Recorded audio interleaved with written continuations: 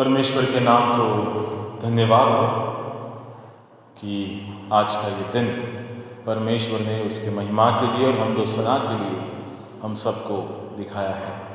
मैं वापस एक बार इस इतवार को और इस ऑनलाइन चर्च सर्विस में आप सबों का स्वागत करता हूँ। जो लोग फेसबुक के माध्यम से हमें देख रहे हैं, मैं उनका भी धन्यवाद देता हूँ कि आपने आपका कीमती वक्त निकाल के ये उचित समझा कि हम परमेश्वर के वचन से सुने और उसकी स्तुति और उसकी हमदो सना करने पाए। आप आपके बाइबल आपके साथ लेके बैठिए ताकि हम लोग जो है सब मिलके खुदावन की महिमा करने पाए। आप एक ब्लैक वाला माइक बंद कर दीजिए रोहित, और ये ऑरेंज वाला।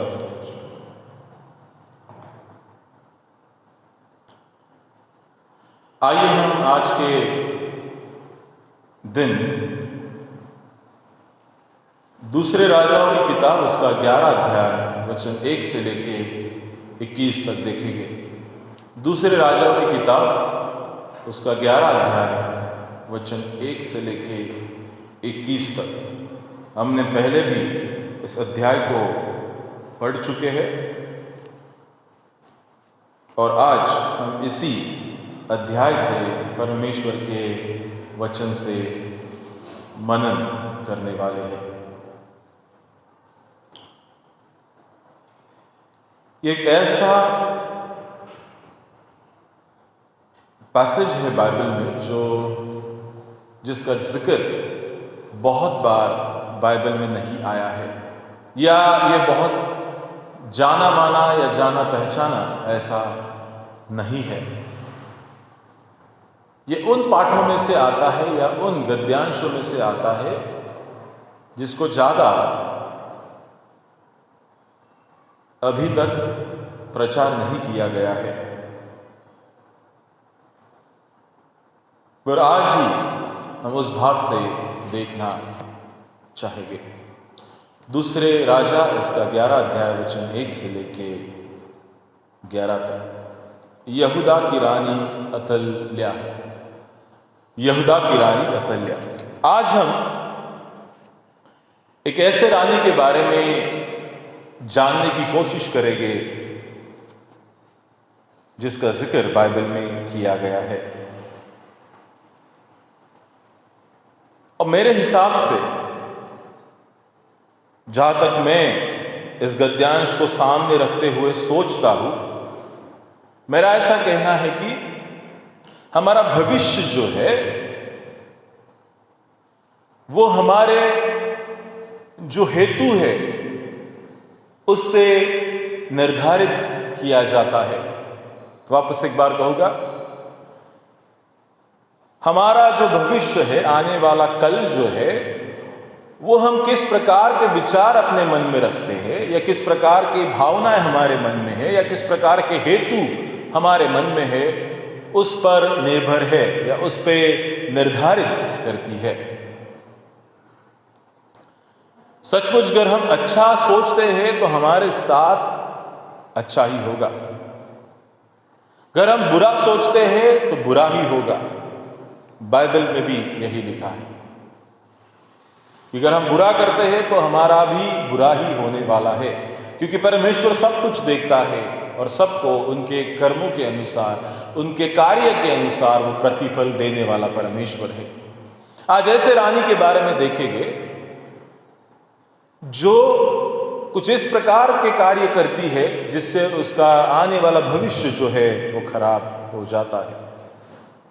मैं इसका हिस्टोरिकल बैकग्राउंड थोड़ा बताना चाहूँगा। इसमें 4 मेन कैरेक्टर है। पहला है अथल्या, जो अहाब की लड़की है और जिस्बेल की भी लड़की है। अहाब और जिस्बेल ये पति पत्नी की ये एक लड़की है और जोहराम की पत्नी है। अथल्या का अर्थ ये होता है afflicted of Lord, afflicted of Lord, परमेश्वर से ताड़ना पाई हुई परमेश्वर से दुखित हुई। दूसरा कैरेक्टर है जेहोशिबा, जो अथल्या की लड़की है, और अहजिया राजा जो है उसकी बहन है। और इसका अर्थ है द ओथ ऑफ गॉड, परमेश्वर की सौगंध या परमेश्वर की शपथ या परमेश्वर की कसम। तीसरा कैरेक्टर है यहोयाद, जो यहोशिबा का पति है और मंदिर में वो महायाजक का काम करता है। और यहोयाद का अर्थ है परमेश्वर का जाना हुआ। और चौथा और आखिरी कैरेक्टर है योआश, जो यहूदा का 9वां राजा था और जिसका अर्थ है परमेश्वर ने दिया हुआ, यहोवा ने दिया हुआ। इन 4 व्यक्तियों के बीच में घटी हुई घटना को हम आज देखने जा रहे हैं। अहजिया जो है वो यहूदा का उन दिनों में राजा हुआ करता था। उसकी मां का नाम अथल्या था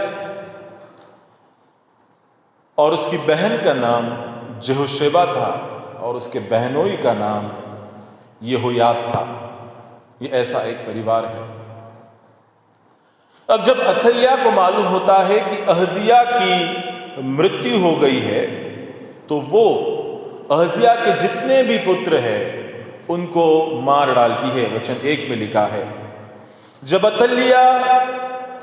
अहजिया की माता अथल्या ने देखा कि उसका पुत्र मर गया है, तब उसने पूरे राजवंश को नष्ट कर डाला। जब उसको पता चलता है कि अब अहजिया नहीं रहा है, तो अहजिया के बाद अगर कौन राजगद्दी पे खड़ा हो सकता है तो वो उसका वंश है, उसके पुत्र है जो राज्य को संभालने जाएंगे।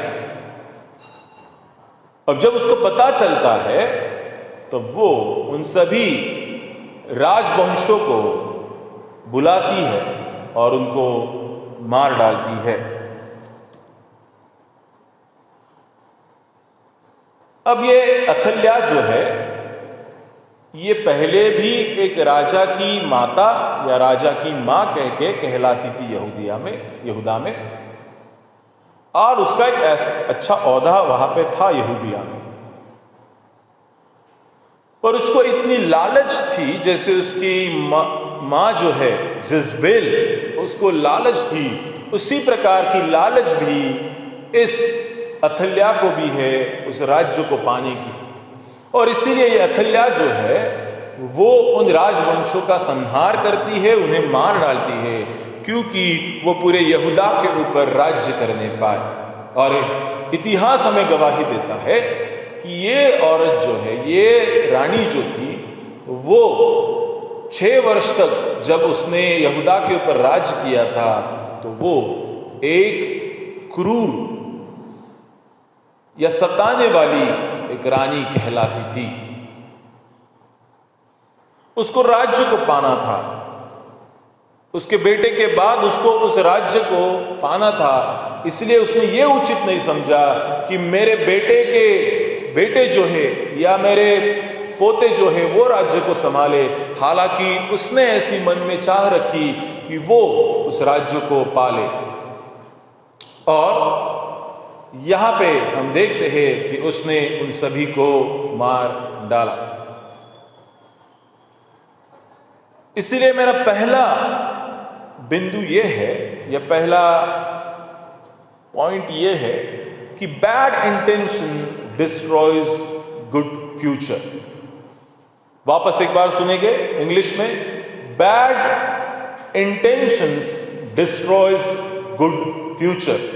इसका मतलब यह है कि हमारे गलत भावना जो है, गलत विचार जो है, गलत हेतु जो है, वो हमारा आने वाला भविष्य खराब कर देते हैं। ये अथल्या को कहां पे लागू होता है। अथल्या का एक अच्छा भविष्य था। शायद वो अहजिया के बाद, अहजिया के पुत्र जब राजा बनते थे तो वो उनकी दादी कहलाती थी, या एक अच्छी रानी जो है वो कहलाती थी। पर उसने ये उचित नहीं समझा। उसने ये उचित समझा कि मैं अहजिया के बाद इस पूरे राज्य को हासिल करूंगी, और उसका मन जो है, उसके गलत विचार जो है, जो उसने रखे थे कि मैं सब राजवंशों को मार डालूंगी, और उसी प्रकार उसने किया। उसका गलत हेतु जो था, उसका आने वाला जो अच्छा भविष्य था, उसको भी उसने बिगाड़ दिया। So your bad intentions destroys your good future.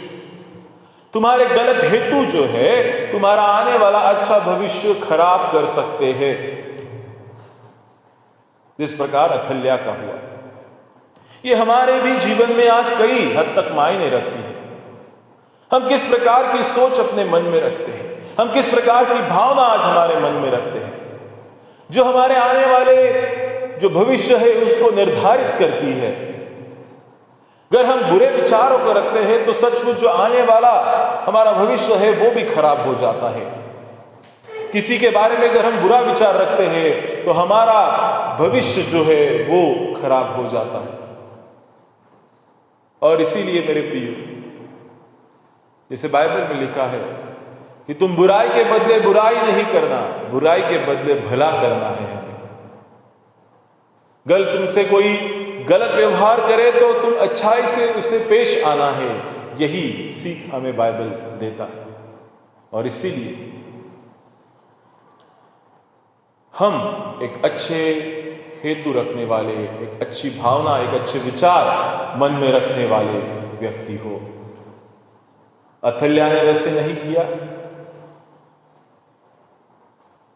उन्होंने मन में कुड़कुड़ाए और लालच उसके मन में पैदा हो गई, और उस लालच को वो अपने मन में रखे हुए सब राजवंशों को मार देती है, और उसका परिणाम हम आने वाले घड़ी में देखने जा रहे कि उसके साथ क्या होता है। इसीलिए यहां पर लिखा है कि वो सब राजवंशों को जब मार देती है और उसका अंत इस प्रकार होता है। वचन 16 में लिखा है, इसीलिए उन्होंने दोनों ओर से उसको जगह दी और वह उस मार्ग के बीच में चली गई जिससे घोड़े राजभवन में जाया करते थे, और वहां वह मार डाली गई।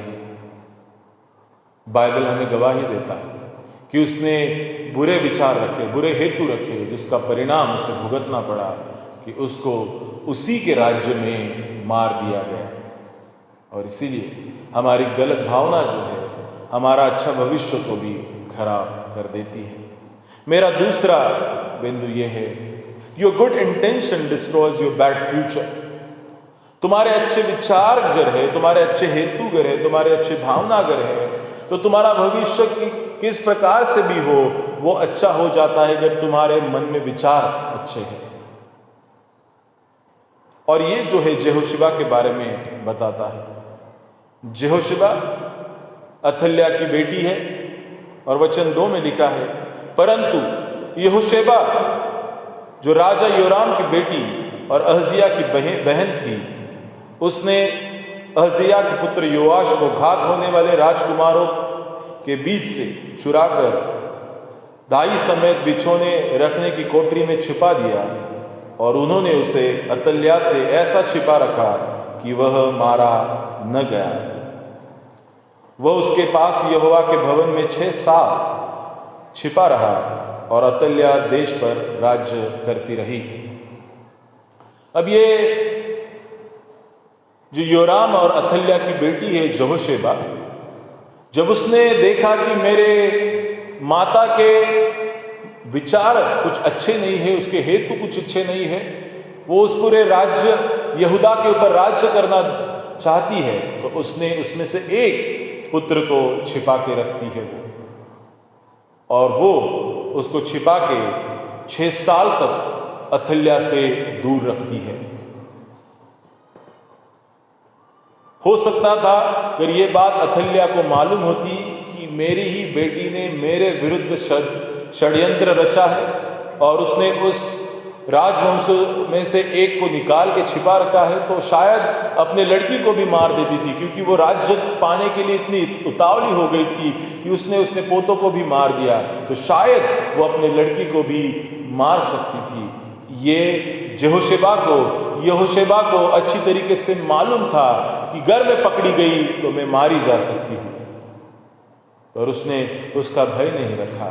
उसका जो अच्छा हेतु था कि इसको बचाए रखना है, क्योंकि यही आने वाले दिनों में यहूदा का राजा बनना बहुत जरूरी है, यह उसका अच्छा हेतु था।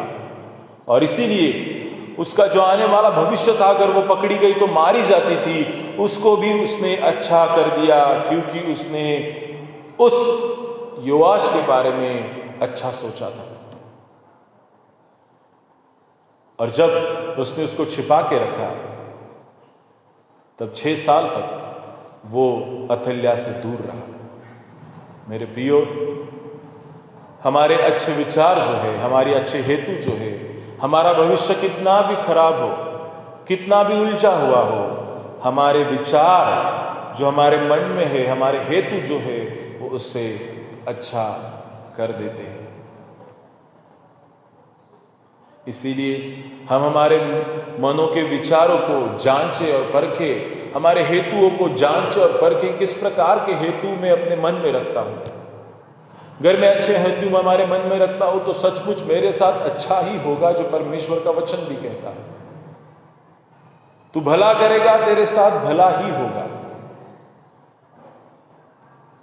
और इसीलिए हमारे विचार भी हमें अच्छे रखने बहुत जरूरी है, जिस प्रकार यहोशेबा ने रखा। क्या आज हमारे विचार उस प्रकार से हैं? क्या हम अपने पड़ोसी के प्रति, क्या हम हमारे रिश्तेदारों के प्रति, क्या हम हमारे दुनियाई अलग विश्वासी लोगों के प्रति अच्छे विचारों को, अच्छे हेतुओं को अपने मन में रखते हैं? अगर नहीं रखते हैं तो सचमुच हमारा भविष्य भी अच्छा नहीं है।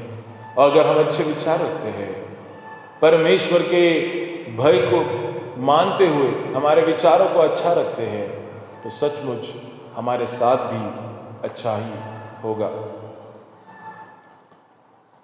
उसके बाद हम देखते हैं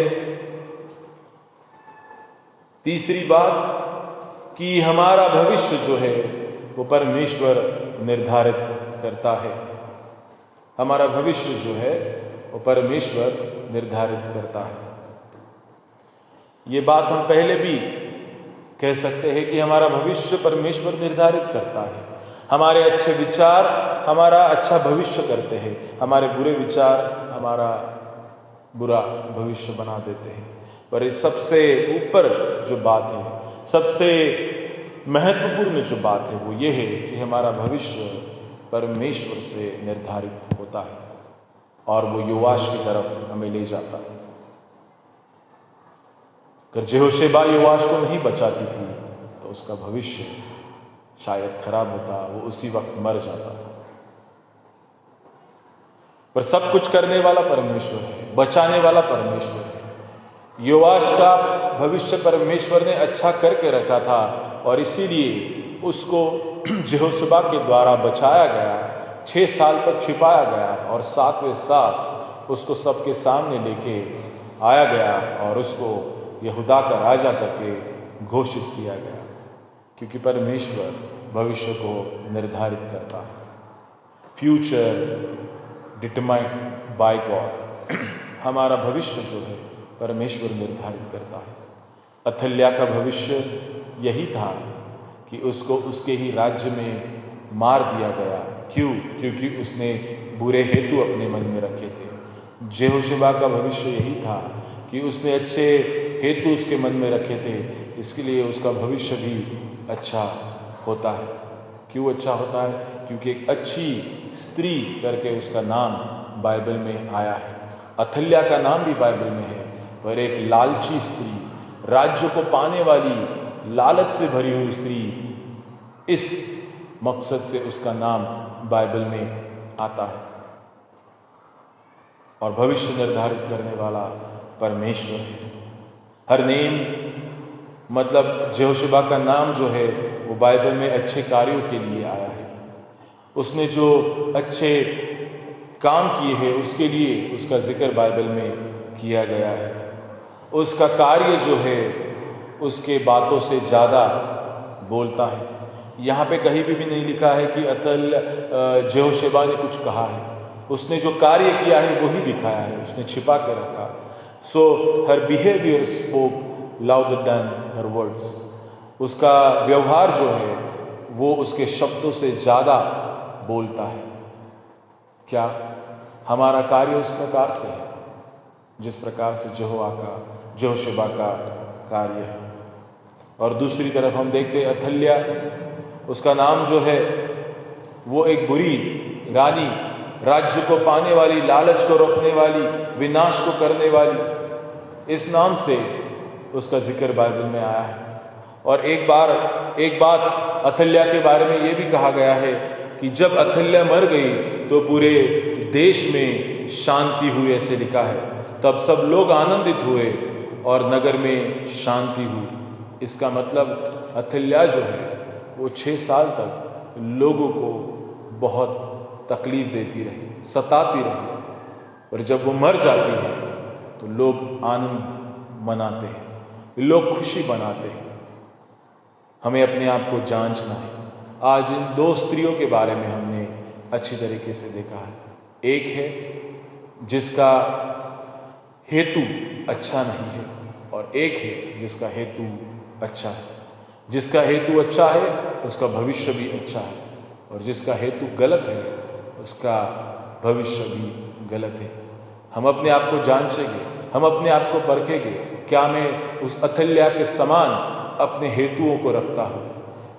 क्या मैं उस यहोशुआ के समान अपने हेतुओं को रखता हूँ? हम जैसा हेतु रखेंगे वैसा ही परिणाम हम पाएंगे। मैं आप सबसे विनती करता हूँ कि इन दिनों में जब हम अपने घरों तो अपने विचारों को जांचें, हम अपने हेतुओं को जानें, हम अपने विचारों को, मनों को, भावनाओं को जानें कि किस प्रकार की भावना मैं रखता हूँ।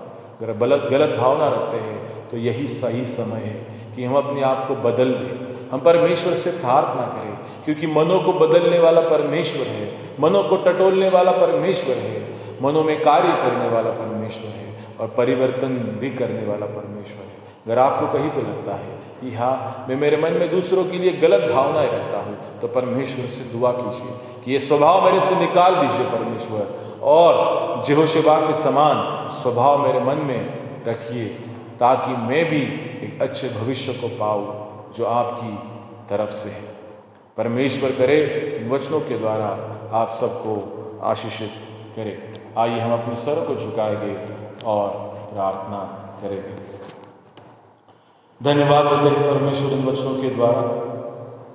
इन वचनों के द्वारा आपने हमसे बात की है, इसलिए हम आपके नाम को धन्यवाद देते हैं। हम धन्यवाद देते हैं जब हमने अथल्या के बारे में, यहोशुआ के बारे में सुना है।